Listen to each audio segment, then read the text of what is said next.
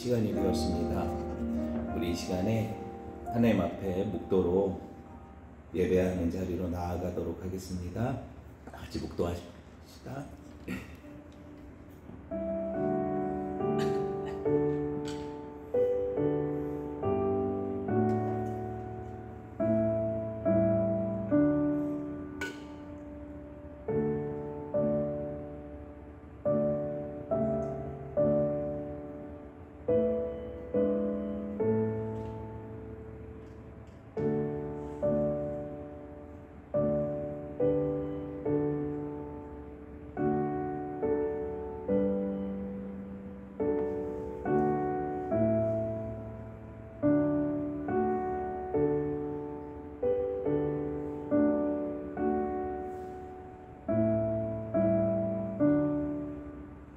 우리의 창조주시며 구원자이신 주님, 우리가 주님의 은혜를 생각할 때 밤낮 불러서 찬송을 하여도 하나님 아쉬운 마음뿐입니다.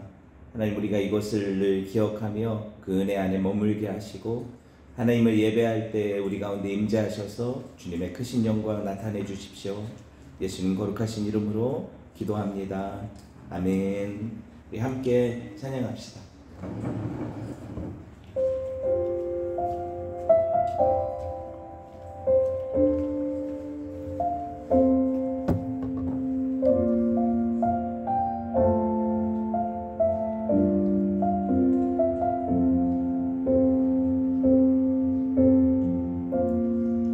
모든 상황 속에서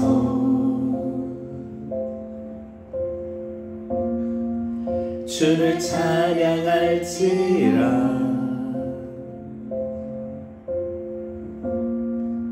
주는 너의 큰 상급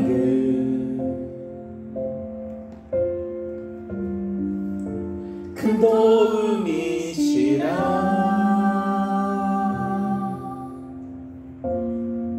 주의 얼굴 구할 때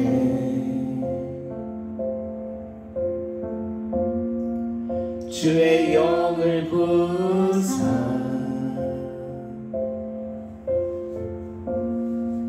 크신 사랑 안에서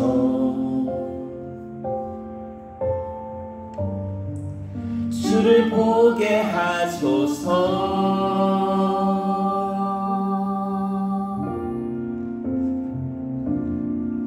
내 영혼이 확정되고 확정되어 싸우니 믿음에 눈들어 주를 바라봅니다.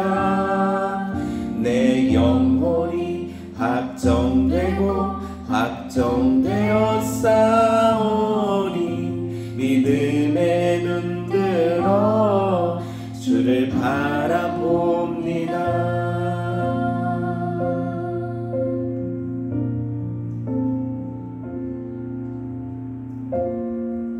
모든 상황 속에서 주를 찬양할지라.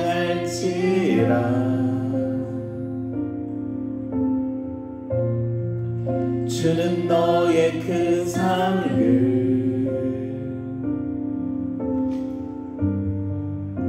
큰 도움이시라.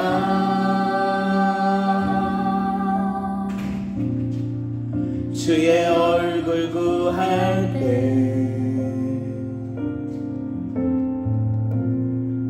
주의 영을 부사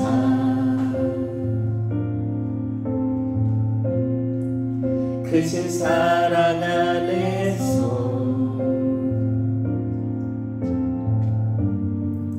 주를 보게 하소서.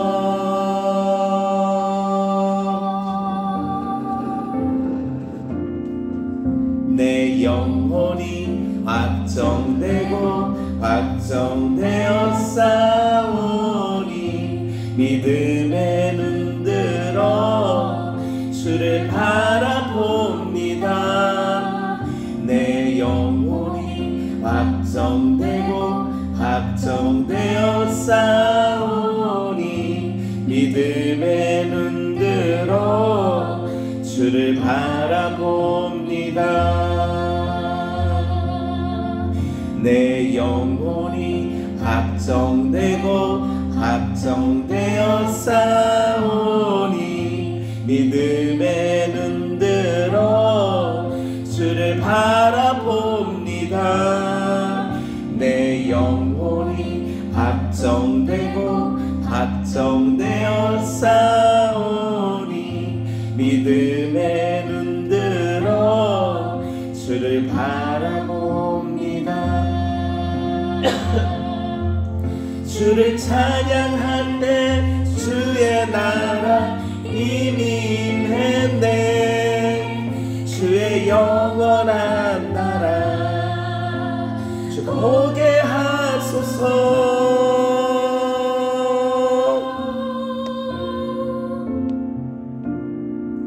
내 영혼이 확정되고 확정되어 싸우니 믿음에 눈들어 주를 바라봅니다. 내 영혼이 확정되고 확정되어 싸우니 믿음에 눈들어 주를 바라봅니다.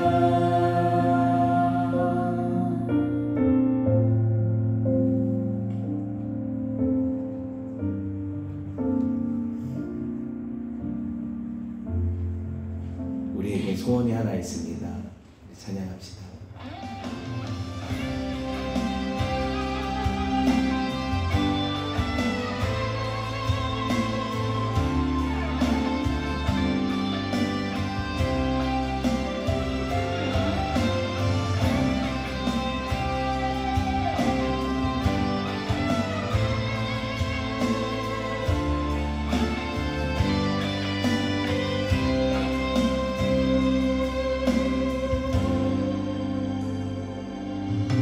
우리에게 소원이 하나 있네. 주님 다시 오실 그날까지 우리 가슴에 새긴 주의 십자가 사랑 우리 교회를 사랑케 하네. 주의 교회를 향한 우리 마음 희생과 포기와 가난과 고난 하물며 죽음조차 우릴 막을 수 없네. 우리 교회는 이 땅의 희망. 예배를 교회 되게 예배를 예배 되게 우릴 사용하소서. 진정한 부흥의 날 오늘 임하도록 우릴 사용하소서.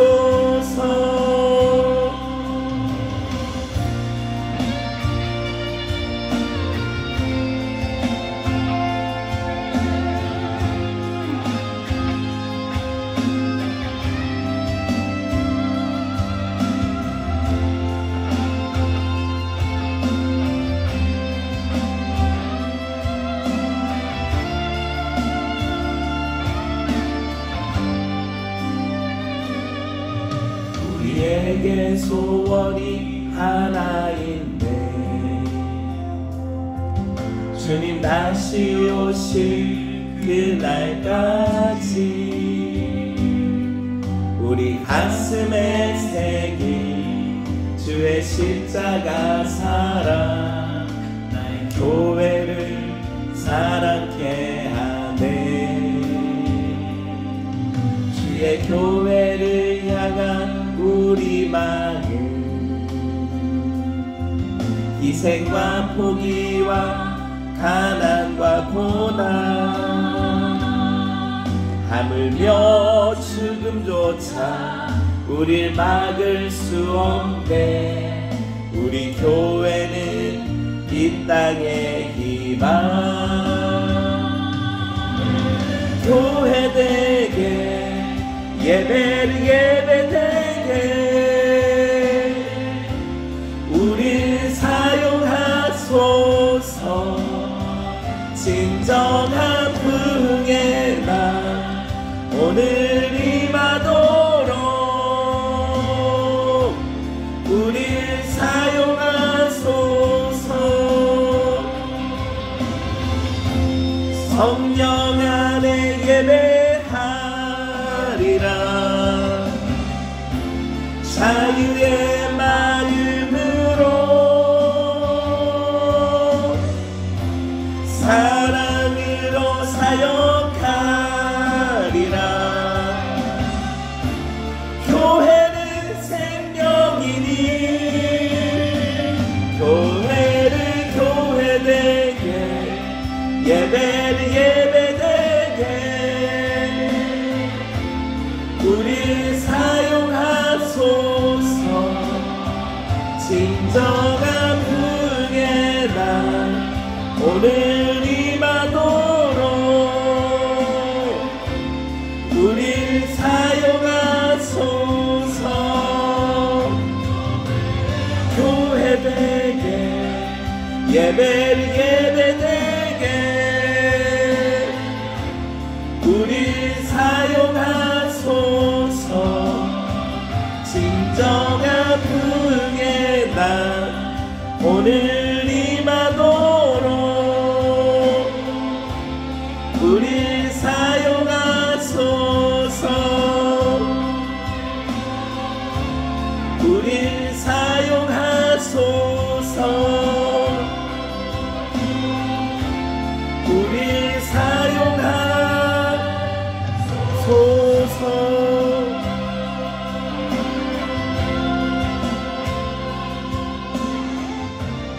마지막으로 찬양 고백할 때 하나님, 내가 지금까지 살며 누리며 생활한 이 모든 것이 당연한 게 아니라 하나님 은혜입니다 고백하며 찬양 올려드립시다.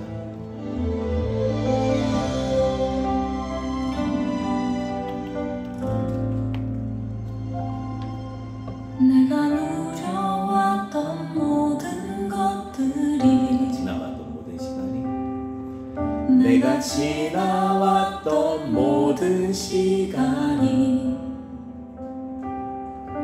내가 걸어왔던 모든 순간이 당연한 것 아니라 은혜였소. 아침에가 뜨고 저녁에 노을 봄의 꽃향기와 가을의 열매 변하는 계절의 모든 순간이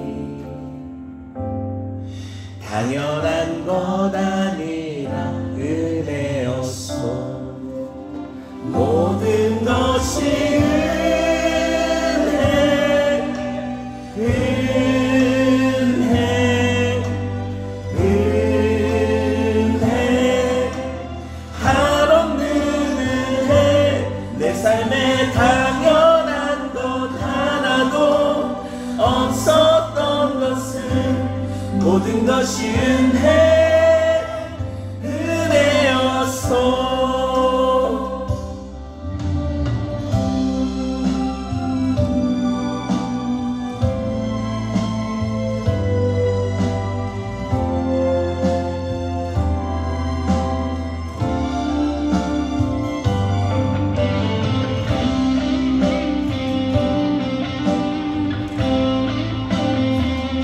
우리 삶에 당연한 게 없죠.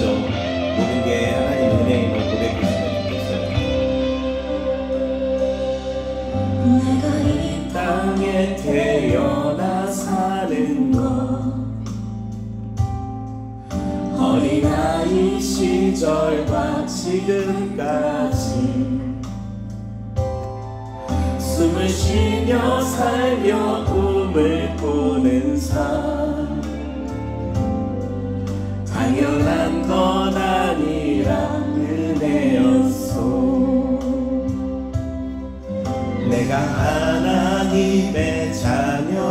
살며 오늘 찬양하며 예배하는 삶 변하는 영화 수 있는 축복이 당연한 것 아니라 은혜였소 모든 것이 은혜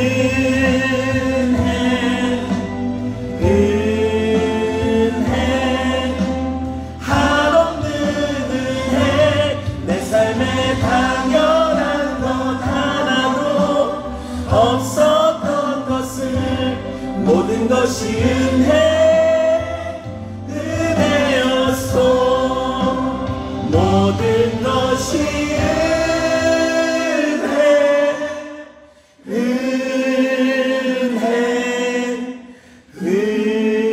은혜 한없는 은혜 내 삶에 당연한 것 하나도 없었던 것을 모든 것이 은혜였소 모든 것이 은혜였소 모든 것이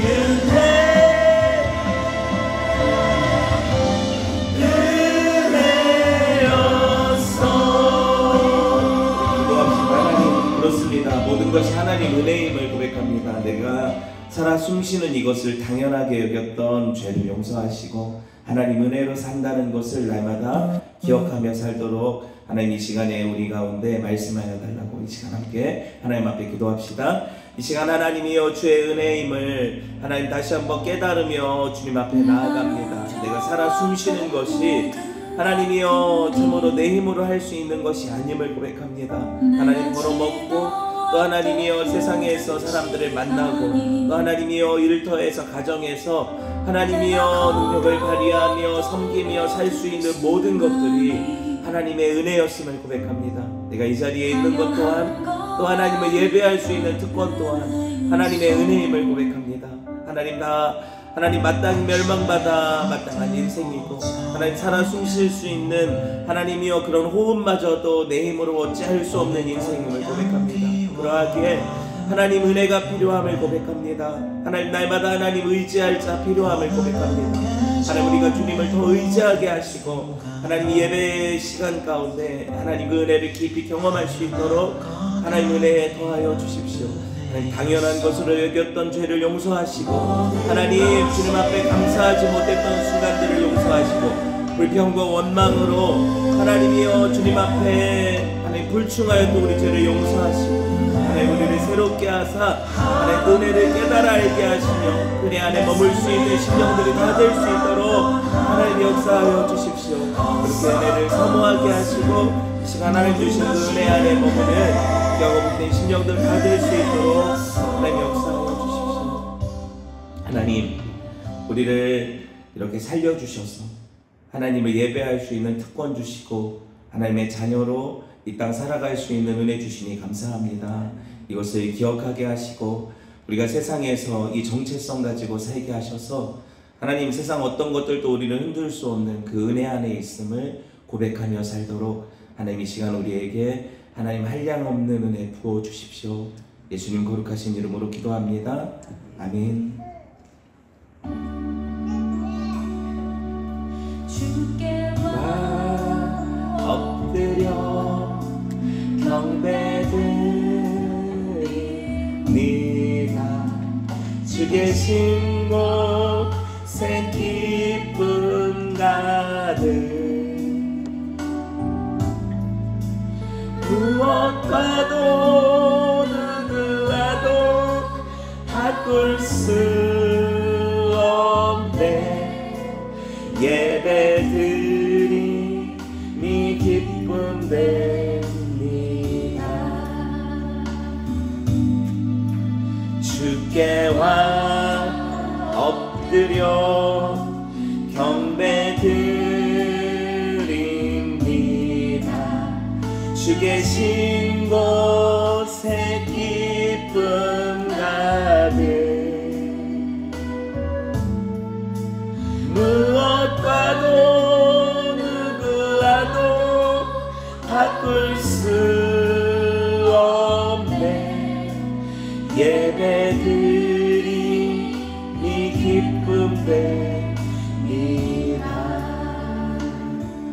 신앙을 주께 고백합니다. 전능하사 천지를 만드신 하나님 아버지를 내가 믿사오며 그 외아들 우리 주 예수 그리스도를 믿사오니 이는 성령으로 잉태하사 동정녀 마리아에게 나시고 본디오 빌라도에게 고난을 받으사 십자가에 못 박혀 죽으시고 장사한 지 사흘 만에 죽은 자 가운데서 다시 살아나시며 하늘에 오르사 전능하신 하나님 우편에 앉아 계시다가 저리로서 산자와 죽은 자를 심판하러 오시리라. 성령을 믿사오며 거룩한 공예와 성도가 서로 교통하는 것과 죄를 사해 주시는 것과 몸이 다시 사는 것과 영원히 사는 것을 믿사옵나이다. 아멘.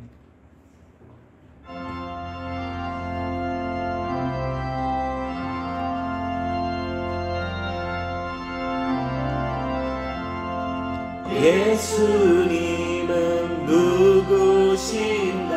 우는 자의 위로와 없는 자의 풍성이며 선한 자의 높은 것 잡힌 자의 노임되고 우리 기쁨 되시네.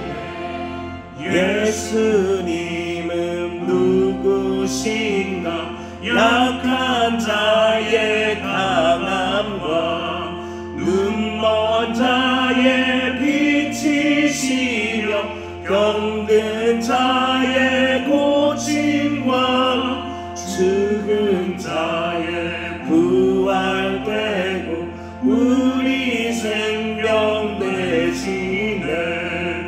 예수님은 누구신가? 추한 자의 정함과 죽을 자의 생명이며 죄인들의 중보와 멸망자의 구원되고 우리 평화 되시네.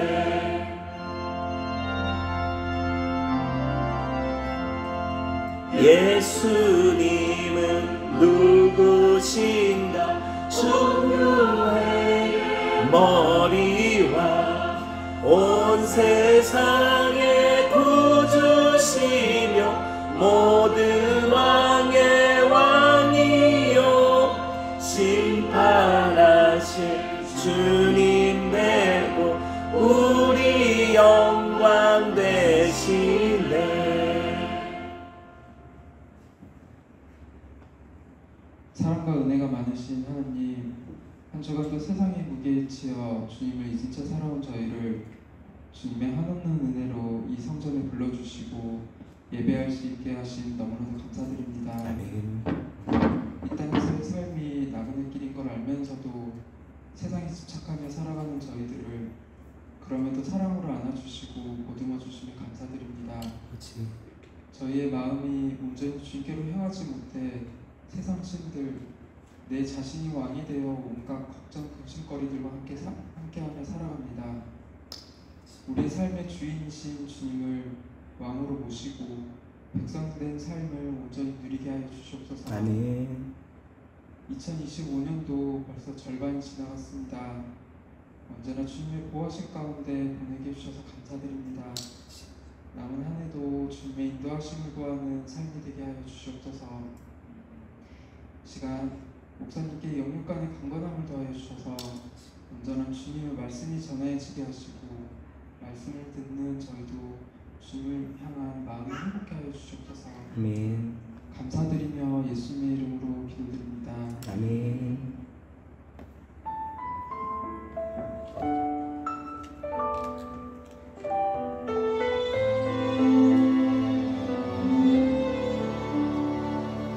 가장 소중한 마음을 하나님께 드려요. 마음 깊숙이 고이 간직한 소중한 마음을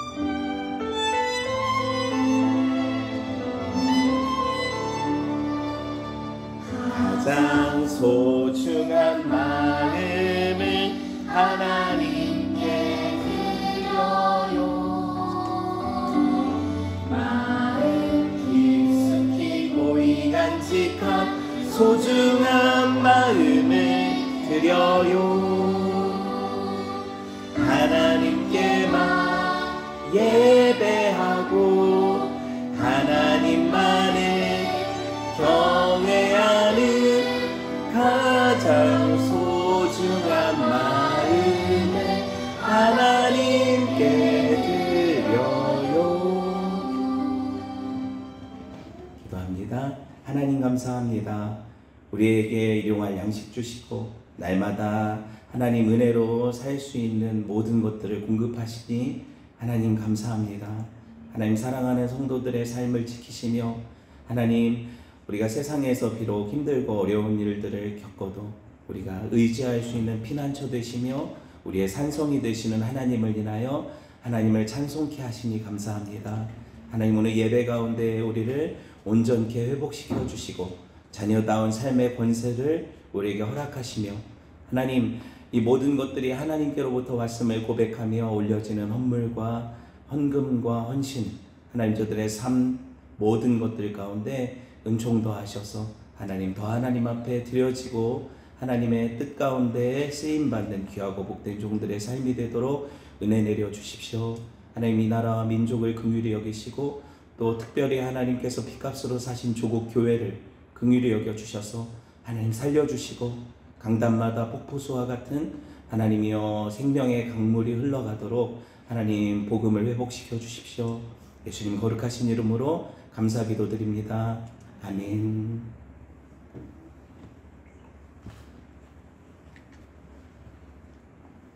네. 교회 소식을 전합니다. 우리 인사할까요? 잘 오셨습니다. 반갑습니다. 애기 목소리가 오랜만에 들리죠. 좋죠. 네. 날씨가 너무 더워요. 그죠? 여러분 건강 유의하시고 우리가 이렇게 더울수록 또 여러 가지로 막 처지고 그러는데 말씀과 함께 생활하면서 좀 더 힘을 내셨으면 좋겠어요. 8월 말 우리가 아직 날짜가 정확하게 구체적으로 정해지지 않았는데 교회가 이번에 여름 또 수련회라고 하긴 좀 그러네요. 1박 2일 정도 수양회를 가지면서 말씀도 나누고 또 삶도 나누는 교제 시간을 가지려고 하니까요. 또 구체적인 것들은 추후에 광고를 하도록 하겠습니다. 8월 말쯤이라고 생각하시고 같이 기도로 준비해 주셨으면 좋겠어요. 선교사님들이 지금 태국 선교사님이 귀국해서 가족들하고 함께 시간을 보내고 있는데 여러분 위해서 기도해 주셨으면 좋겠고요. 네, 함께 하나님 말씀 볼게요.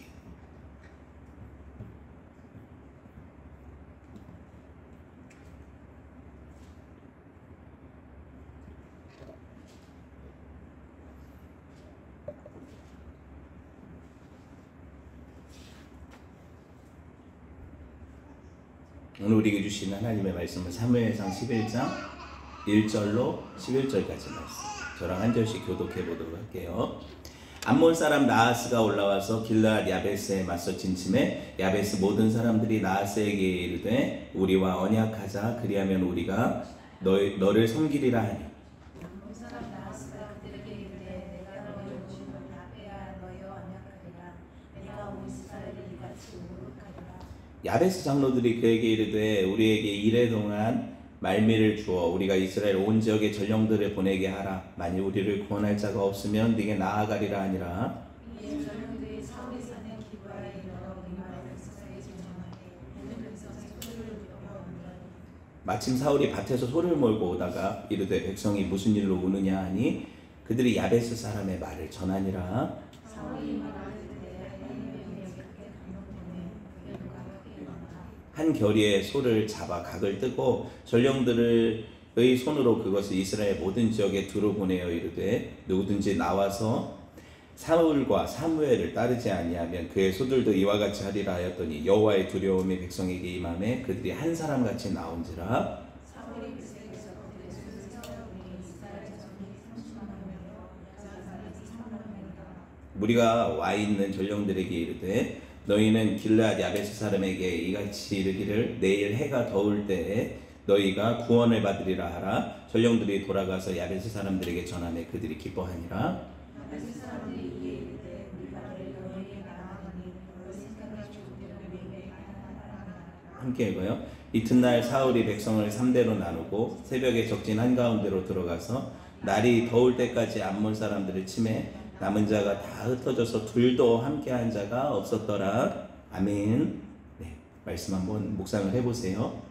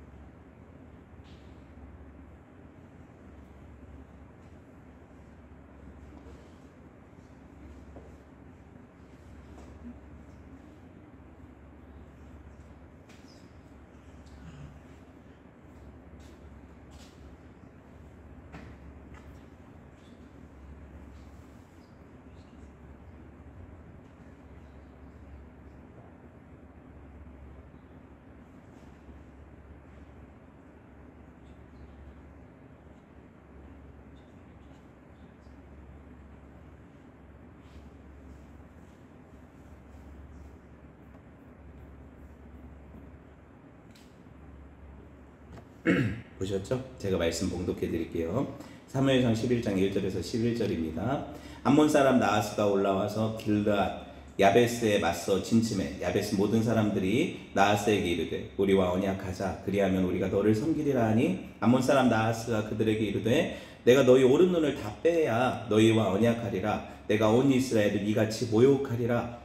야베스 장로들이 그에게 이르되 우리에게 이래 동안 말미를 주어 우리가 이스라엘 온 지역에 전령들을 보내게 하라. 만일 우리를 구원할 자가 없으면 네게 나아가리라 하니라. 이에 전령들이 사울이 사는 기브아에 이르러 이 말을 백성에게 전하매 모든 백성이 소리를 높여 울더니 마침 사울이 밭에서 소를 몰고 오다가 이르되 백성이 무슨 일로 우느냐 하니 그들이 야베스 사람의 말을 전하니라. 사울이 이 말을 들을 때 하나님의 영에 크게 감동되매 그의 노가 크게 일어나 한 겨리에 소를 잡아 각을 뜨고 전령들의 손으로 그것을 이스라엘 모든 지역에 두루 보내어 이르되 누구든지 나와서 사울과 사무엘을 따르지 아니하면 그의 소들도 이와 같이 하리라 하였더니 여호와의 두려움이 백성에게 임함에 그들이 한 사람같이 나온지라. 사울이 베색에서 그들의 수를 세어보니 이스라엘 자손이 30만 명이요 유다 사람이 3만 명이더라.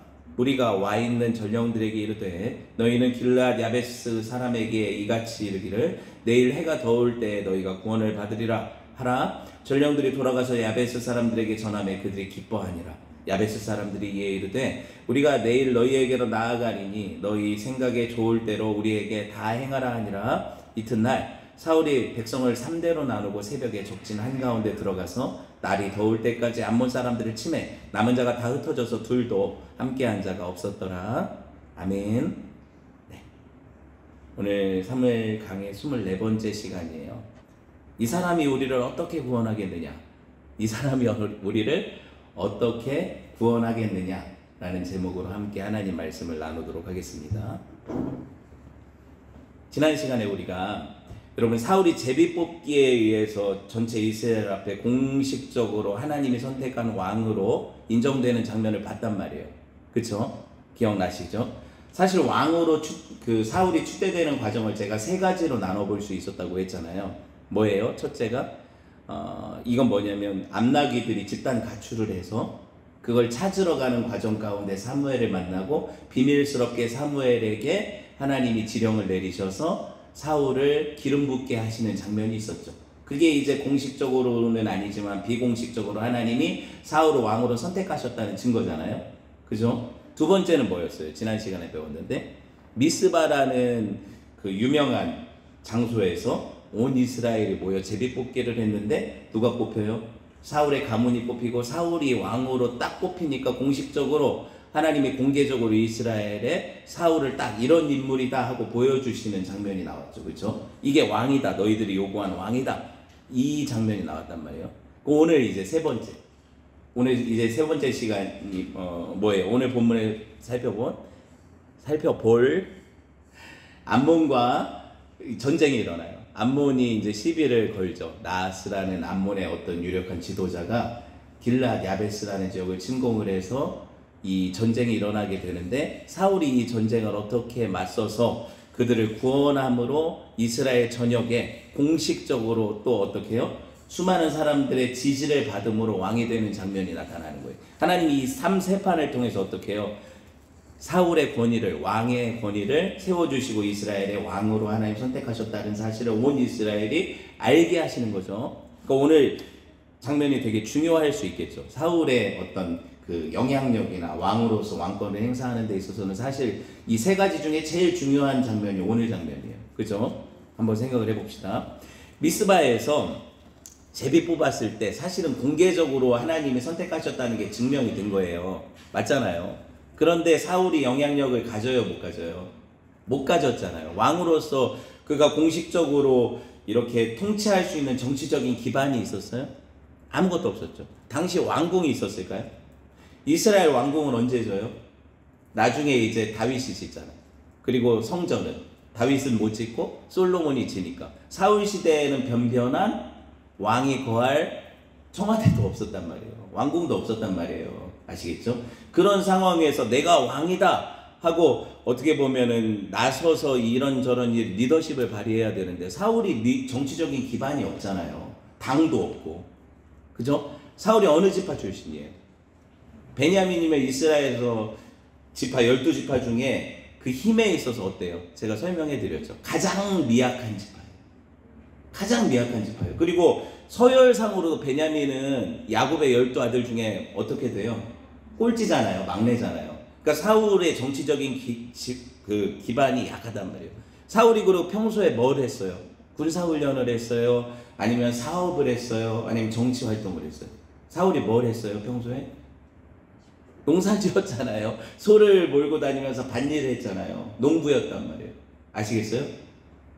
그러니까 이스라엘 전체로 볼 때 사울은 유력한 집안이 아니라니까요. 베냐민 지파에서는 그 기스의 집안이 유력하다고 이렇게 소개가 됐을지 모르지만 이스라엘 전체로 놓고 보면 얼마나 유력한 가문들이 많은데요. 거기 명함도 못 내미는 가문이 기스 집안이에요. 사울이란 말이에요. 그러니까 이스라엘 백성들 안에서는 하나님이 분명히 어떤 의도가 있어서 저 사람을 미스바에서 왕으로 뽑게 하시긴 하셨는데 사울을 볼 때 호우대는 참 멀쩡해. 이스라엘 모든 백성들보다 키도 크고 어떤 그 외형은 괜찮은데 여러분 얼짱이 왕이 되는 게 뭐 중요해요? 몸짱이 왕이 되는 게 중요해요? 그런 게 왕의 조건은 아니잖아요. 그러니까 이스라엘이 볼 때 뭔가 사울은 왕으로 인정하기 찜찜하단 말이에요. 지도력도 없고 능력도 없고 어떤 정치적 기반도 약하니까 이런 모습 가운데 오늘 하나님께서 그를 어떻게 해요? 왕으로 확고하게 입지를 다져주시기 위해서 한 사건을 벌이신단 말이에요. 그러니까 오늘 본문이 그래서 중요하다는 거죠. 여러분 베냐민 지파라는 지파가 어떤 지파예요? 왜 망했어요? 그들이 왜 그렇게 쪼그라들었어요? 사사기 마렵에 레위인 첩 강간 사건 때문에 동족 상잔의 비극이 일어났을 때 베냐민이 다 벌이 날 정도로 다 죽었단 말이에요. 그러니까 베냐민 지파가 자기들이 스스로가 이스라엘을 이끌 수 있는 왕의 자질이 있다고 얘기할 수 있어요? 없어요? 없잖아요. 범죄한 지파잖아요. 그죠? 이스라엘 전체와 대적한 지파잖아요. 한번 생각을 해보세요. 그가 제비 뽑기를 통해서 왕이 됐을 때 많은 사람들이 물론 하나님 하신 일을 찬양하고 인물을 보니까 훤칠하니까 인간적으로는 되게 왕감 아니냐 이렇게 얘기한 사람들도 있었지만 분명히 반대한 사람들도 있었죠. 10장 27절 한번 볼게요. 사무엘상 10장 27절 시작. 어떤 불량배는 이르되 이 사람이 어떻게 우리를 구원하겠느냐 하고 멸시하며 예물을 바치지 아니하였으나 그는 잠잠하였다. 그가 뽑힌 직후에 일부 불량배라고 여기 써 있는데 일부 사람들이 어떻게 해요? 공개적으로 그를 모욕하죠. 저게 무슨 왕이야? 저 사람이 왜 우리를 다스리는 왕이 되어야 돼? 이스라엘의 왕으로서 얘가 한 게 뭐야? 이렇게 얘기하죠. 그러면서 이들이 한 얘기 중에 되게 중요한 이스라엘의 왕이 되기 위한 자질, 이스라엘의 왕이 되기 위한 자격 조건 하나가 나오거든요. 이 말씀 가운데 한번 봅시다. 뭐라고 되어 있어요? 이스라엘의 왕은 어떤 자여야 해요? 나오잖아요. 대적의 손에서 그들을 구원할 구원자여야 된다는 거예요. 이게 이스라엘의 왕의 유일하고도 흠결없는 자질이라는 거죠. 이스라엘 왕은 뭐예요? 대적의 손에서 자기들을 구원할 자라는 거죠. 여러분, 이게 어디서 본 것 같아요? 이 이야기가 어디서 본 것 같아요?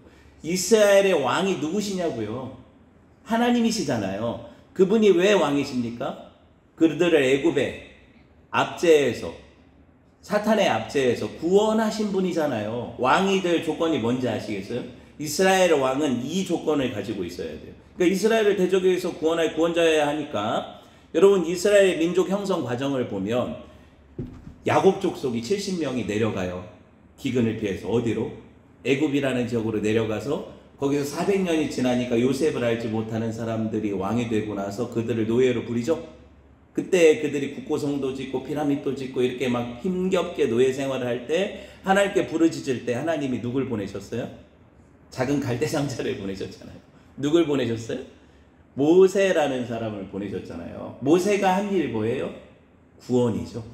이스라엘 백성들을 구원한 구원자 맞죠? 여러분, 모세 사후에 이스라엘 백성들을 대적의 손에서 구원할 구원자가 다시 하나 생겼죠. 그게 누구예요? 가나안 정복전쟁에서 승리를 준 여호수아라는 구원자가 있죠. 그러고 나서 정복전쟁이 끝난 이후에 이스라엘은 무슨 시대로 돌입해요? 우리가 계속 배웠던 사사시대로 300여 년의 시간을 보내는데, 여러분, 사사들이 대표적으로 12사사를 제가 설명을 했지만 사사들이 한 일이 뭐예요? 대적들의 손에서 이스라엘을 구원한 일이죠. 그러니까 이스라엘의 왕이 될 조건이 뭐라고요? 대적에게서 그들을 구원할 자라는 거죠. 이게 누구에 대한 이야기예요? 예수님에 대한 이야기예요. 그들의 왕은 누구시다? 그들의 구원자시다, 이거죠. 그들의 구원자시라는 거잖아요. 여러분, 사울은요, 용모가 뛰어났지만 그가 가진 정치적 배경, 출신 이런 걸 볼 때 이스라엘 구원자와는 거리가 멀었어요. 그러나 여러분, 오늘 하나님께서 사울을 데뷔시킬 때 뭔가 그러니까 임팩트가 있어야 되잖아요. 왕으로서 그가. 그런데 제비뽑기에서 됐다? 이건 그냥 로또 샀는데 어떤 사람이 로또 1등 됐다고 그 사람을 존경하는 건 아니잖아요. 부러워할 뿐이지. 그런데 그가 어떤 영향력을 발휘해야만 이스라엘의 왕으로 인정받을까요? 이스라엘 대적에게서 구원해야 되는 역사가 일어나야 된다는 거예요. 성경을 보면 그렇다는 거예요. 그가 구원자여야 왕으로 백성들에게 인정받는다는 거예요. 그런데 바로 오늘 바로 그 이야기를 하고 있잖아요. 하나님께서 나하스를 격통시키셔서 괜히 잘 살고 있던 이스라엘 백성들한테 시비를 걸게 하시죠.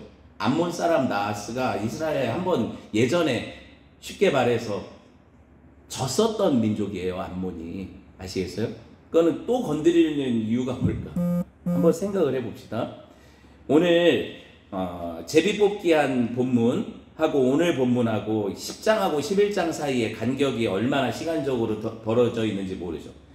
개역개정을 보면 안 써 있어서 몰라요. 그런데 헬라어 역본을 보면 어떻게 돼 있냐면 약 한 달 후에라는 말이 있어요. 그러니까 사울이 왕으로 제비 뽑히고 나서 한 달 동안 뭘 했을까 우리는 궁금해하죠. 왕으로서 통치했을 것 같아요. 본문에 보니까 그런 게 아닌 것 같아요. 그쵸? 그럼 뭐 했을까? 사무엘상 11장 5절에서부터 봅시다. 11장 5절 시작. 마침 사울이 밭에서 소를 몰고 오다가 이르되 백성이 무슨 일로 오느냐 하니 그들이 야베스 사람의 말을 전하니라. 사울이요, 왕으로 제비 뽑혀서 공개적으로 이스라엘 왕이 된 이후에도 한 일은 원래 하던 농사 짓는 농부의 일을 했단 말이에요. 소를 몰고 이제 밭일 끝내고 돌아오고 있는데, 이 평범한 일상을 살고 있는데 어떤 일이 벌어졌어요? 그날도 소를 일 끝내고 피곤한 몸으로 소 몰고 집에 오다가 어떤 사람들이, 동네 사람들이 울고 있는 걸 봤죠. 왜 우냐? 사울이 물어봤단 말이에요. 그랬더니 그들이 이러이러해서 울고 있다 이렇게 대답을 하는 장면을 보고 그때 사울이 이렇게 완전히 변하잖아요. 그쵸? 그 이전에 하나님이 그를 성령 충만하게 하셔서 예언도 하고 왕으로서의 어떤 그 입지를 다지게 하시는 어떤 장면이 있었지만, 이스라엘은 아직 왕정제도가 제대로 정착되지 않은 시기예요. 당연히 사사시대에서 왕정시대로 넘어가는 과도기니까 이게 뭐 되겠어요? 우리도 대한제국이라는 게 있었잖아요. 조선시대에서 뭐 임시정부 거쳐서 대한제국 이렇게 넘어와서 뒤에 이제 임시정부 거쳐서 대한민국으로 이렇게 오게 될 때 과도기가 있잖아요. 이런 것처럼 똑같이 사울도 왕정시대로 한 번도 경험해보지 못한 이 시기를 이스라엘 백성들이 겪고 있기 때문에 왕으로 뽑혔는데 왕이 뭘 해야 되는지 알지 못하는 거예요. 그 왕은 뭘 하고 있어요? 일반 백성들과 마찬가지로 지금 자기 생업을 하고 있단 말이에요. 그렇죠? 이런 상황인데 군사도 없죠. 중앙집권 체제가 아직 갖춰져 있지 않으니까 왕을 호위하는 호위군도 없고 중앙군대도 없단 말이에요. 이스라엘은 그동안 어떻게 싸웠는데요? 각 지파별로 어떤 사건이 일어나면 사사들이 일어나서 거기서 사사들이 사람을 나팔 불어서 모집하면 군인들이 정규군이 아니라 예비군이라고 했죠. 군인들이 모여가지고 대적과 싸우는 형태로 싸웠기 때문에 정규군이 없단 말이에요. 이러니 암몬이라는 대적이 나타났어도 사울이 왕권을 발휘해서 싸운다고 한들 이게 사실 인간적으로는 쉽지 않은 얘기가 되죠. 처음 하는 일이거든요. 그런데 평소와 다를 바 없이 일상을 살던 사울에게 그 인생이 아주 송두리째 바뀌는 사건이 일어났는데 그게 뭐예요? 이 나하스라는 사람이 침공을 해서 전쟁하게 되는, 그러니까 하나님이 깔아주신 판이라는 얘기를 하는 거예요. 사울을 역사 전면에 이스라엘의 왕으로 등극시키기 위해서, 인정받게 하시기 위해서 하나님이 이 판을 짜신 거예요. 아시겠어요? 우리가 하나님의 주권을 믿으니까. 그렇잖아요. 그냥 우연히 암몬 사람이 시비를 걸었겠냐고요. 여러분, 이미 암몬은요 요단 동편에 있거든요. 이스라엘이 요단강을 중심으로 해서 어떻게 해요? 요단 서편은 가나안 땅이라고 불리는 약속의 땅이죠. 거기 이스라엘이 들어가서 거기서 싸웠잖아요. 그리고 거기를 차지했잖아요. 그런데 요단 동편에 살던 지파들이 있었죠. 두 지파 반이라고 하죠. 그게 어디예요? 르우벤 지파, 므낫세 지파, 갓 지파. 므낫세는 반 지파고 갓 지파, 르우벤 지파, 그리고 므낫세 반 지파가 요단을 건너지 않고 요단 동편에 머물렀단 말이에요. 그 지역 중에 하나가 길르앗이에요. 오늘 나오는 길르앗이라는 지역이라는 거죠. 그런데 여러분, 요단 동편에 머물면 문제가 당연히 뭐예요? 강으로 이렇게 국경선이 되어져 있지 않고 그들을 둘러싼 외적들이 있을 거 아니에요. 그게 어디예요? 모압도 있고 암몬도 있고 에돔도 있고 이런 거예요. 그들이 왜 그럼 그 땅에 머물렀을까요? 이런 위협에도 불구하고 왜 르우벤, 므낫세 그리고 갓지파는 거기 머물렀다고 했어요? 성경에 그 전에 배웠잖아요. 거기가 풍요롭고 너무 살기 좋아 보이니까 마치 롯처럼, 아시겠어요? 거기 살기를 원했단 말이에요. 그래서 모세한테 요청을 해서 그 땅을 받았죠. 창세기에 보면은요, 암몬이라는 족속이 어떻게 생성됐는지가 나와요. 암몬은 이스라엘의 모압과 마찬가지로 옆구리 가시 같은 존재인데 원래 친척간인 거 아세요? 암몬과 이스라엘은 친척간이에요. 어떻게 돼요? 창세기에 보면 가나안 땅에 도착한 아브라함이 조카 롯하고 그 목자들이 서로 다투는 일이 벌어져요. 왜 싸웠는지 기억나시죠? 초장을 놓고 목초지를 놓고 양떼를 치다 보니까 서로 좋은 풀 먹이고 싶으니까 이게 싸움이 벌어졌어요. 아브라함도 거부고 롯도 부자니까 양떼가 힘이 많았단 말이에요. 그러다가 누가 양보를 해요? 삼촌인 아브라함이 양보를 하고 롯은 어디로 가요? 자기 눈에 힘이 좋아 보이는, 적과 꿀이 흐르는 것 같아 보이는 어디? 소돔과 고모라 지역으로 가게 되죠. 거기서 어떤 일이 벌어져요? 소돔과 고모라는 악한 지역이잖아요. 거기 사람들 때문에 롯이 의로운 심령을 자꾸 상하고 나중에 어떻게 돼요? 하나님이 심판하시라고 가시죠. 그때 아브라함이 말리지만 어떻게 해요? 심판이 이루어지죠. 그때 모든 롯과 롯 식구들이 다 나오다가 아내는 돌아봐서 소금 기둥이 되고 사위들은 비웃다가 거기서 유황불에 죽고 딸 둘이 같이 탈출하게 되는데 소알이라는 성에 피했다가 나중에 어떤 동굴로 들어가 살게 돼요. 문명이 다 무너진 거죠. 그 동굴로 들어가서 살게 됐을 때 아버지 노아에게 술을 먹여가지고 큰딸 작은딸이 서로 합작을 해서 어떤 일을 벌여요? 아버지와 동침을 해서 그 폐륜적인 일을 벌여서 낳은 게 누구예요? 모압하고 암몬. 큰딸이 모압을 낳고요. 둘째 딸이 암몬을 낳았어요. 그럼 모압과 암몬 태생 자체가 잘못된 거죠. 지금 처음부터 잘못됐는데, 근데 롯의 자손이기 때문에, 롯의 아들들이기 때문에 이게 어떻게 되는 거예요? 족보상으로 아브라함의 자손인 이스라엘과는 친척간일 수밖에 없는 거잖아요. 그럼에도 불구하고 이들은 자기들이 죄인들이고 하나님께 어떻게 보면 버림받은, 하나님께 어떻게 보면 멸망받아 마땅한 인생들이기 때문에 사실은 이스라엘을 늘 미워하고 질투하고 하나님 복받은 민족이 이스라엘이니까 시기하고 늘 경쟁하는 관계로 10년, 20년, 100년, 1000 이렇게 흘러가요. 그러니까 암몬 족속들이 볼 때 이스라엘은 어때요? 늘 시기의 대상이고 질투의 대상인 거죠. 그런데 보세요. 하나님이 어떤 명령까지 하셨냐면 신명기에 보니까 23장 3절 같이 봅시다. 시작. 암몬 사람과 모압 사람은 어떻게 한대요? 여호와의 총회에 들어오지 못하리니 그들에게 속한 자는 10대뿐 아니라 영원히 여호와의 총회에 들어오지 못하리라. 이런 말씀을 하죠. 영원히 모압하고 암몬 족속은 어떻게 한다? 하나님의 백성이 되지 못하게 하시잖아요. 이 충격적이지 않아요? 그들이 어떤 죄를 저질렀기에 그러시. 처음 그들이 태생부터 하나님 앞에 큰 죄였고 그 이후에 늘 이스라엘을 괴롭혔기 때문에 그렇죠. 그래서 하나님이 이렇게 선언하시는데요. 그럼에도 불구하고 하나님은 이들이 친척간이라는 걸 인지를 하고 계시기 때문에 어떡하냐면 모압이나 암몬 족속 땅을 굳이 뺏으려고 하지 말고 싸우지 말고 돌아가라고 하셔요. 그래서 광야에서 돈 거예요. 한번 생각해 봅시다. 신명기 2장 19절 같이 볼게요. 시작. 암몬 족속에게 가까이 이르거든 그들을 괴롭히지 말고 그들과 다투지도 말라. 암몬 족속의 땅은 내가 네게 기업으로 주지 아니하리니 이는 내가 그것을 롯 자손에게 기업으로 주었습니다. 하나님이 그 경계를 인정하시죠. 암몬도 한 지파가 아니라 한 족속으로 살게 하시면서 그들을 건드리지 말라, 굳이 싸우지 말라 하는데 사실은 누가 계속 시비를 걸어요? 암몬이 계속 시비를 걸어요. 그러니까 하나님께서 그들에게 기회를 주신 거잖아요. 어떻게 뭐 암몬 족속에게 살 기회를 주시는데 그들이 자꾸 시비를 건다는 거예요. 이스라엘한테. 암몬 족속의 만행의 끝이 없었죠. 사사기에 보면 암몬 족속의 침공이 언제 일어났어요? 그 비둔한 그 황소 같은 왕, 왼손잡이 에웃이 칼자루 찔러 죽인 그 왕이 어디예요? 암몬, 모압 왕 에글론인데 암몬 족속하고 같이 합작을 해서 이스라엘을 침공했어요. 아, 기억 안 나죠? 이 사사기 오래돼서. 네. 다시 들어보시면 기억이 날 거예요. 그때 모압 왕 에글론이 암몬 족속을 같이 규합을 했어요. 형제니까. 같이 이스라엘을 괴롭혔어요. 또 어떤 일이 있었어요? 길르앗의 기생 아들 하면 어떤 사사가 떠올라요? 서원했던 사사인데. 딸을 서원했던 사사. 큰일 났네. 입다, 그쵸?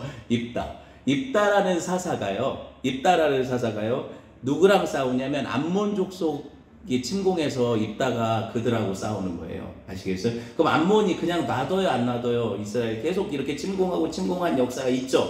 그러니까 암몬 족속은 어떻게 보면은 이스라엘이 멸망시켜도 할 말 없는 족속인데 그들이 조금만 기회가 되면 어떻게 해요? 계속해서 이스라엘을 공격한다는 거예요. 근데 특별히 암몬 족속이 어디 땅에 살았다고 했어요? 요단 동편, 서편, 동편. 요단 동편에 있었기 때문에 그러면은 계속 괴롭힘 당하는 지파는 요단 서편 지파겠어요? 동편 지파겠어요? 예, 요단 동편 지파죠. 우리도 가까이 있는 일본이랑 중국이랑 싸우지 미국이랑 싸우진 않잖아요. 가까이 있는 데랑 싸우는 거죠. 그렇게 되는 거예요. 그래서 보면 여러분 사사기 11장 8절 한번 봅시다. 이때 요단 동쪽에 길르앗이 공격받거든요. 사사기 11장 8절 시작. 그러므로 길르앗 장로들이 입다에게 이르되 이제 우리가 당신을 찾아온 것은 우리와 함께 가서 암몬 자손과 싸우게 하려 함이니 그리하면 당신이 우리 길르앗 모든 주민의 머리가 되리라 하며. 보세요. 역사에서 이미 길르앗은 암몬의 침공을 받았어요, 안 받았어요? 받았죠. 역사에서 이미 받았잖아요, 암몬의 침공. 그리고 오늘 또 다시 받는 거잖아요. 그쵸? 역사는 반복이 되니까. 여러분, 이게 할 말이 많은데 사실은 아까도 제가 언급했지만 요단 동편에 있는 지파들은 하나님 앞에서 그들의 선택 때문에 고통받는 거거든요. 요단 서편이 약속의 땅이에요? 요단 동편이 약속의 땅이에요?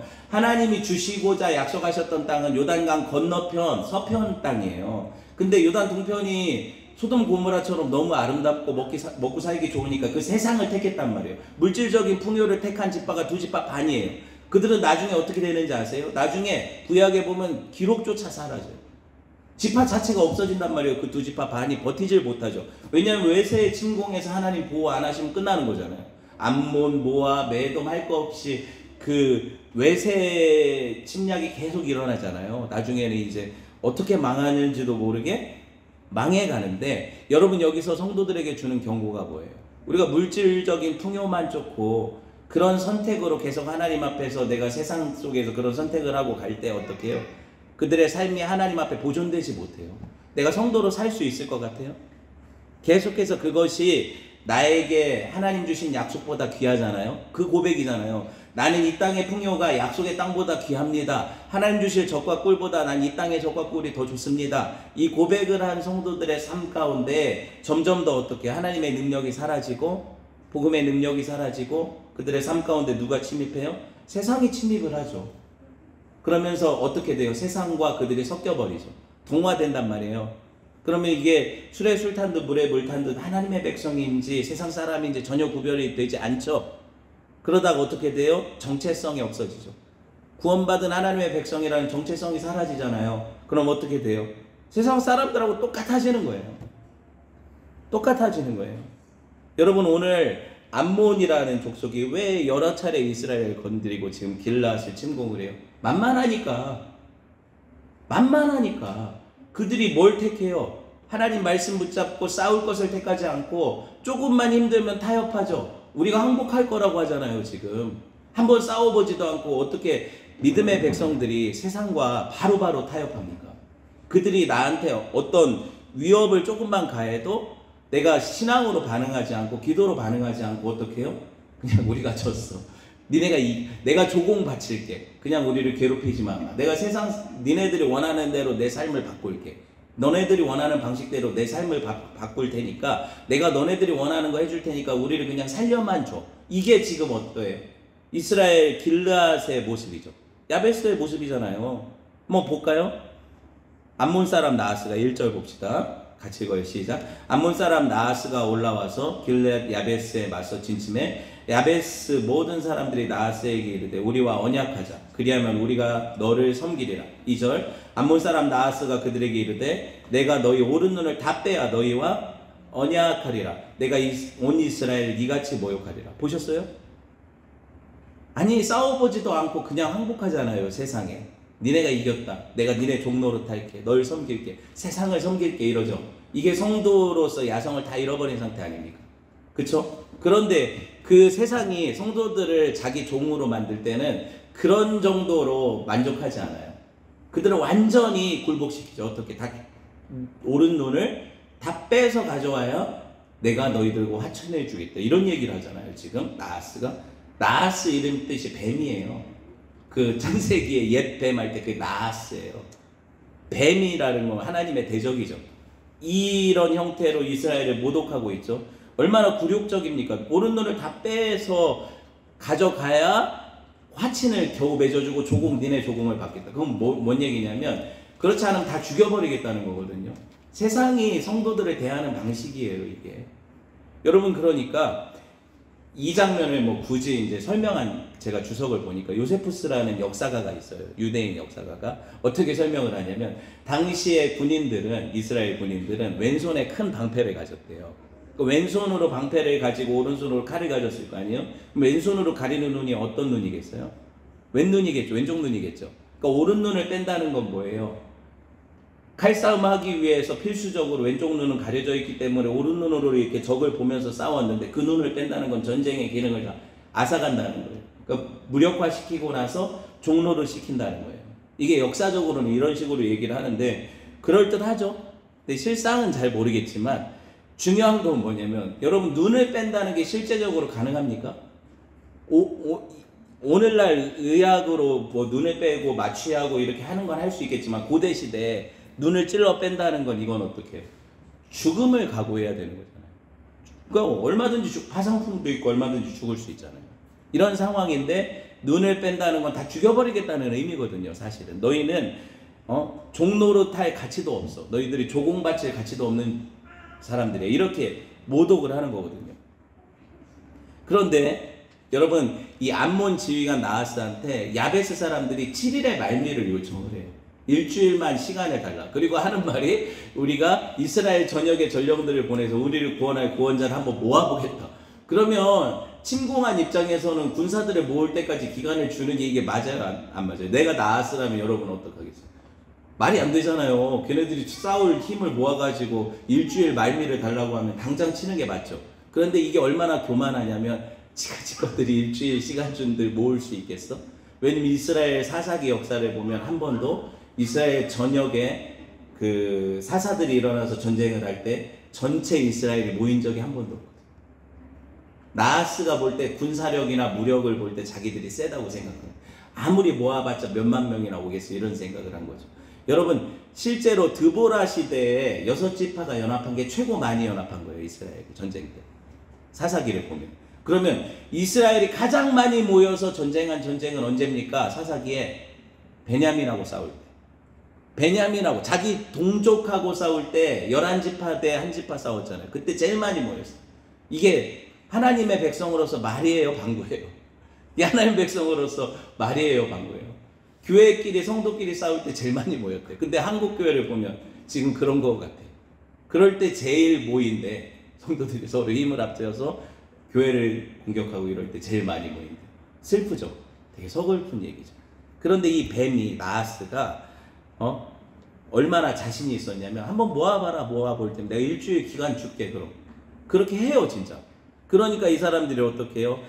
각 전령들을 요단 서편으로 한 3일은 보내야 되잖아요. 왜냐면 강원도 크기만한 땅이 팔레스타인 땅이니까. 그 정도로 이렇게 사람들 보내가지고 막 각 지파별로 다 이 소식을 전했을 거 아닙니까? 그리고 좀 누가 나와서 도와줬으면 좋겠다 이런 얘기를 했을 거 아니에요? 그런데 마침 저 끝에 있던 베냐민 지파 기스의 아들 사울에게도 이 소식이 온 거죠. 사울은 그날 뭘 하고 있었어요?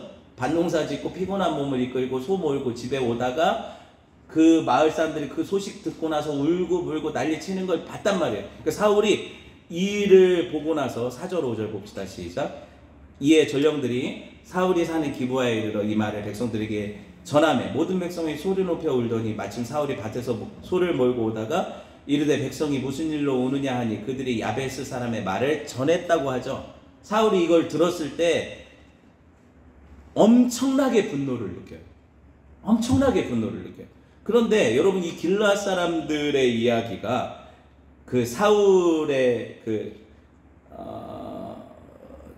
있는 그 지파 동네 베냐민 지파 사람들한테 전해졌을 때 왜 어떻게 이렇게 다 울고 막 난리가 났을까? 이런 게 안 궁금해요? 여러분 같으면은 옆 교회가 힘든 일이 당했다고 해서 여러분한테 소식이 전해지면 울어 같이 울면서 그래도 성도니까 같이 기도해요? 잘 안 될 거 아니에요? 그래도 한 달이 건너라고 느낌이 다르잖아요. 우리 교회 일이라면 우리가 그렇게 울면서 기도할 텐데 어느 잘 모르는 어느 떨어진 교회 어려움을 당했을 때 여러분이 눈물로 기도하냐고요? 그렇게 잘 안 되잖아요. 인지상정이잖아요. 그런데 문제는 뭐냐면 이게 이럴 게 여러분 사울이 있는 이 기브아 사람들이 어떤 사람들이 기브아라는 지명을 생각해 보세요. 어떤 일이 벌어졌던 거예요? 베냐민 지파가 살던 기브아는 사사기에서 아까도 얘기했 레위인, 첩, 강간 사건이 일어났던 지역이 사울이 살던 그 기브아죠. 나쁜 놈들이 많이 살던 데예요. 아시겠죠? 베냐민 지파 기브아. 그런데 여기서 떠오르는 사건이 당연히 레위인 첩 강간 사건인데 미스바에 온 이스라엘이 모여서 그 일을 저지른 베냐민 지파가 사는 기브아 사람들하고 싸우기를 원했죠. 그때 베냐민 지파가 자기들이 그 비류들 그 불량배들 안 내줘가지고 전쟁이 벌어진 거잖아요. 기억나요? 그랬잖아요. 그런데 전쟁하고 나서 결과가 어떻게 됐어요? 처음에 베냐민이 좀 이겼다가 나중에는 베냐민이 완전히 멸절이 되고 남자 600명이 어떤 광야의 바위 뒤에 숨어가지고 겨우 연명하게 됐어요. 애들도 다 죽고 여자들도 다 죽었어요. 베냐민 지파가 완전히 무너져가지고 600명 남자 남아서 군인들. 그런데 이스라엘이 뒤늦게 회개를 하잖아요. 기억나죠? 그래서 미스바에 모여서 자기들이 이 지파 하나를 다 없앤 것을 회개하면서 근데 우리가 그때 맹세하기를 우리 딸들을 그들의 아내로 주지 않기로 했는데 이거 어떡하냐? 그때 이 사람들이 머리를 쓴 게 뭐냐면 야 우리가 이 베냐민 지파 7억 다 모이라고 했을 때 안 모였던 족속이 있어. 그거 어느 족속이지? 하니까 그게 어디예요? 길르앗이야 됐어. 그 오늘 지금 나하스 암몬 사람이 침공한 그 지역 사람들이 안 왔어. 사울 그 베냐민 기브아를 치러 올 때 안 왔단 말이에요. 아시겠어요? 희한한 역사의 그거죠. 안 왔어요. 안 와서 그 남자들은 어떻게 해요? 이스라엘 백성들이 가가지고 다 쳐요. 어디를? 지금 안 왔다고 한 길르앗 야베스 사람들을 다 죽여버려요. 그러면 누가 남겠어요? 아녀자들이 남겠죠. 그 여자들을 누구한테 줘요? 살아남은 600명 베냐민 지파 사람들한테 결혼을 시킨 거예요. 지금 제 말이 이해가 돼요? 그 결혼을 시켜서 그러면은 베냐민 지파와 길르앗 야베스는 어떤 지간이 되겠어요? 사돈지간이 되는 거죠. 여기가 처가고 또 여기 애들에게는 여기가 외가예요. 그러니까는 베냐민 기브아에서 지금 요단 동편에 있는 길르앗 지파 야베스가 그런 일을 당했다고 할 때 우는 이유를 제가 설명하는 거예요.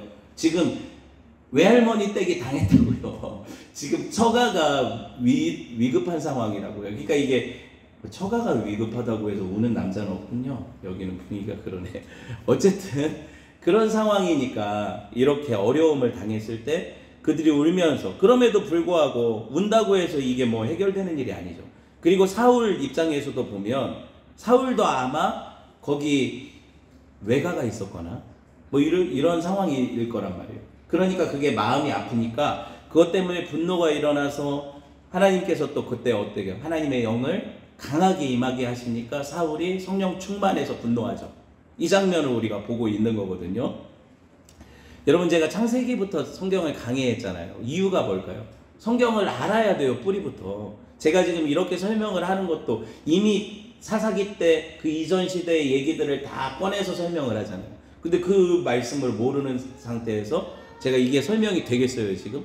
길르앗 야베스가 어떤 일이 있었는데, 베냐민 지파의 옛날에 미스바에서 무슨 일이 있었는데, 이걸 또 다 설명해야 되잖아요. 지금 또 하잖아요. 그렇게. 그러니까 중요한 게 뭐예요? 말씀을 좀 많이 알아야 돼요. 여러분, 말씀을 읽고 그 말씀의 능력을 체감을 해야 돼요. 성경이 이렇게 이어지는 거거든요. 성경이 사실은 분노하는 것에 대해서 좋게 얘기 안 하죠. 성경을 보면. 그런데 하나님께서 인정하시는 분노들이 있죠. 예수님이 가령 그 성전에서 장사하는 사람들을 둘러엎으시고 의로운 분노를 일으키실 때, 오늘 사울이 지금 이 자기 동족의 아픔을 듣고 분노가 일어났을 때 이 분노는 인간적인 분노가 아니라고 성경이 얘기를 해요. 하나님의 마음으로 분노했다고 해서 이걸 의분이라고 하고 거룩한 분노라고 하는 거예요. 성령 충만해서 분노했다고 나오잖아요, 지금. 자, 6절. 사울이 이 말을 들을 때 하나님의 영에 크게 감동되매, 성령이 충만해지니까 그의 노가 크게 일어났다, 이렇게 되어 있죠. 성령 충만해도 화낼 수 있어요. 어떤 데 화내느냐? 나한테 잘못했다고 화내는 게 아니라 하나님의 마음을 갖게 되는 거예요. 그러면은 불의한 세계에 대해서, 하나님을 대적하는 사람들에 대해서, 그리고 하나님의 백성들을 괴롭히는 이런 일들에 대해서 분노가 일어나는 거예요. 그러니까 성도로서 우리가 강하게 분노가 일어날 때가 있어야 되는 거죠. 언제예요? 하나님의 교회가 모독당할 때, 주님의 이름의 영광이 땅에 떨어져서 몇몇 사람들 때문에 짓밟힘 당할 때 분노가 일어나야죠, 성도들은. 저는 그게 정말 화날 때가 많아요. 여러분, 그래요. 우리 윤수리도 지금 화를 내주니까 다행인데, 화날 때가 있다니까요. 정말 교회가 교회답지 못하고, 목회자가 목회자답지 못해서 하나님 앞에 혼날 때는 어쩔 수 없죠. 그런데 그렇지 않고 세상이 교회를 향해서 미워할 때가 있잖아요. 하나님 선택받은 백성들에 대해서 정말 분노하고 그들이 괴롭힐 때가 있단 말이에요. 그때는 여러분 어때요? 하나님 심정으로 분노해야죠. 주님의 몸된 교회가 그렇게 욕먹고 있는데 같이 동조해서 욕할 수 없잖아요. 그 마음을 주신다니까요, 하나님이. 사울이 오늘 이 마음을 받은 거예요. 그러니까 성령 충만할 때 이게 내일인 거죠. 하나님의 몸된 교회의 일이잖아요. 내일인 거예요. 그렇게 분노하고 자기가 농사 지으려면 꼭 필요했던 이 한 결이, 소 2마리를 한 결이라고 해요. 그 멍에를 같이 씌워가지고 밭갈이 할 때 쓰는, 그걸 어떻게 해요? 다시는 밭 갈지 않겠다는 심정으로 어떻게 해요? 잡아가지고 그 각을 떠가지고, 마치 그 기브아 사람들이 레위인 첩 강간 사건 때 레위인이 12토막을 내서 각 지파에 이런 일이 일어났으니까 전쟁하자 했던 거죠. 그걸 역으로 베냐민 지파 출신의 사울이 소를 각떠서 12지파에 다 보내서 우리 하나님의 이름으로 분연히 싸우자, 일어나자 하니까 이게 완전히 역전되죠. 베냐민 지파가 그 일을 하고 있는 거잖아요. 하나님이 성도들에게 아주 기회 주시는 거예요. 다시 한번 패자부활전의 기회를 주시는 거예요. 이렇게 일어나서 사울이 하나님의 마음 가지고 싸우려고 할 때 소 각도서 보낸다고 그게 무서워서 나올 사람이 몇 명이나 돼요. 했는데 보니까 30만 하고도 유다에서 3만 해서 이스라엘이 민수기에 보면 2차 계수 때 60만 명이 군인이었어요. 그런데 지금 오늘 몇 명 모였대요? 이 싸움에 33만 명이 모였대요. 과반수 이상의 군인들이 모인 거예요. 사사기에도 이렇게 모인 적이 없어요. 한 번도. 이 싸움을 싸우기 위해서 지금 요단 동편까지 건너가야 돼요. 그쵸? 그 싸움 하려고 요단 서편에 있는 모든 지파가 다 건너가야 된단 말이에요. 이 싸움을 하려고 33만 명이 모집이 됐대요. 하나님이 하시는 일이죠. 하나님이 하시는 일이라는 거예요. 여러분, 사람이 야 니네 안 나오면 이 소처럼 다 니네 소도 다 죽여버릴 거야 한다고 그게 뭐가 무섭겠어요. 와서 일일이 다 죽이기도 힘들겠어요. 그쵸? 근데 하나님의 두려움이 임하니까 주님의 몸된 교회가 이렇게 괴롭힘을 당하고 있는데, 하나님의 영광이 이렇게 짓밟힘을 당하고 있는데, 우리가 여기서 밭일이나 하면서 우리 삶이나 살면서 이게 괜찮다 평안하다 이렇게 살 수 있겠냐는 거죠. 하나님의 백성들이 분연이 일어나니까, 하나님이 영광이 가득하니까, 사울이 한마디 하니까 33만 명이 모였어요. 여러분, 이게 부흥이죠. 이게 회개의 역사예요. 하나님께서 그들을 경외함을 주시니까 하나님이 두려워서 나온 거잖아요. 지금 야, 우리가 이때에 내가 잠잠하게 있으면, 에스더가 그런 얘기를 하죠. 모르드게한테 한마디 듣잖아요.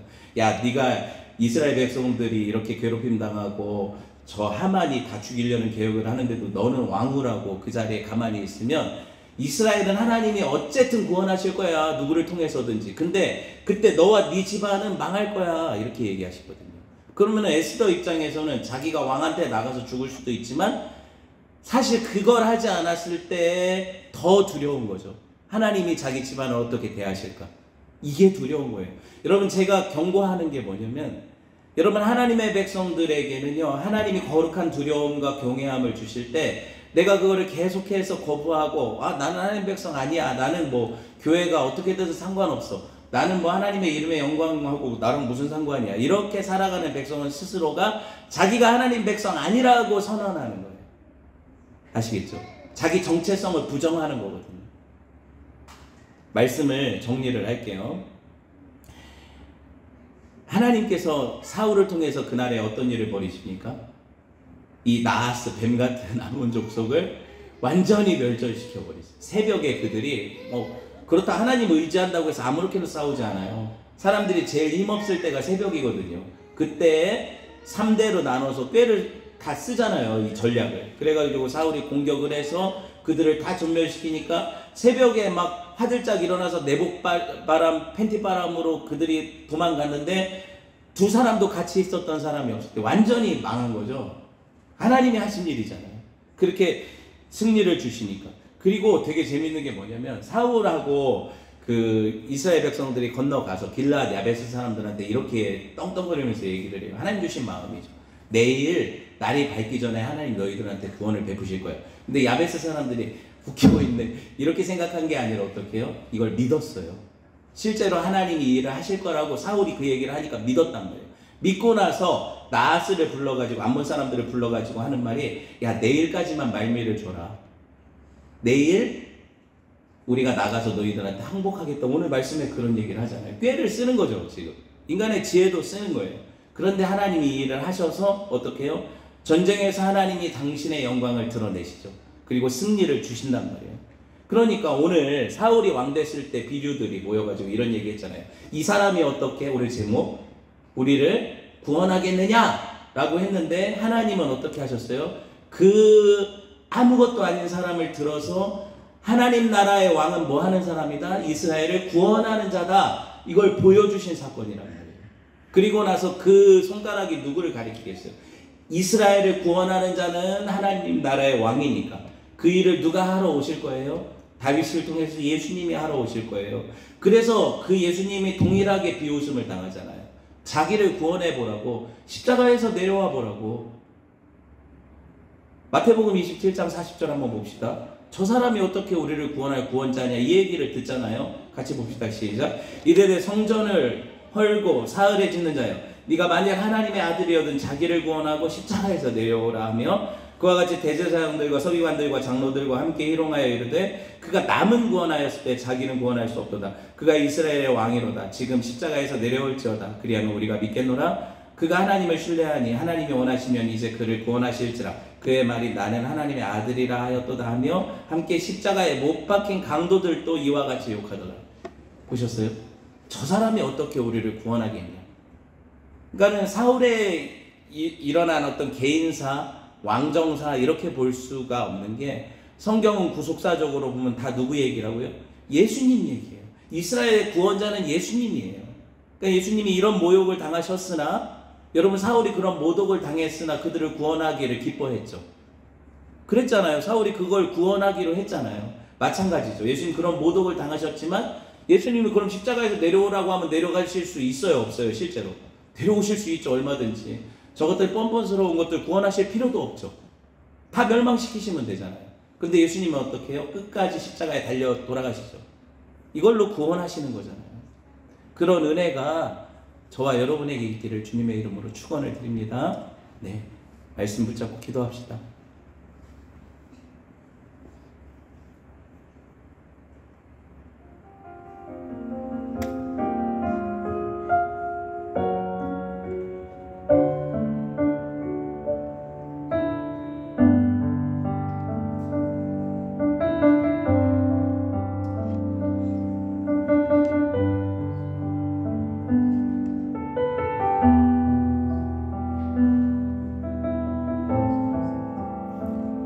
하나님, 그 비웃음이 변하여 찬송이 되게 하시고 그 수욕이 변하여 영광이 되게 하실 하나님, 우리가 십자가에 그리스도와 함께 못 박히겠습니다. 하나님, 그리스도와 함께 다시 살 것을 믿기에 우리가 하나님을 바라봅니다. 잠잠히 그를 바라고 그의 구원을 소망하겠습니다. 오늘 사랑하는 성도들의 삶을 지키시고 하나님 그 구원의 길로, 그 완전한 길로 인도하여 주옵소서.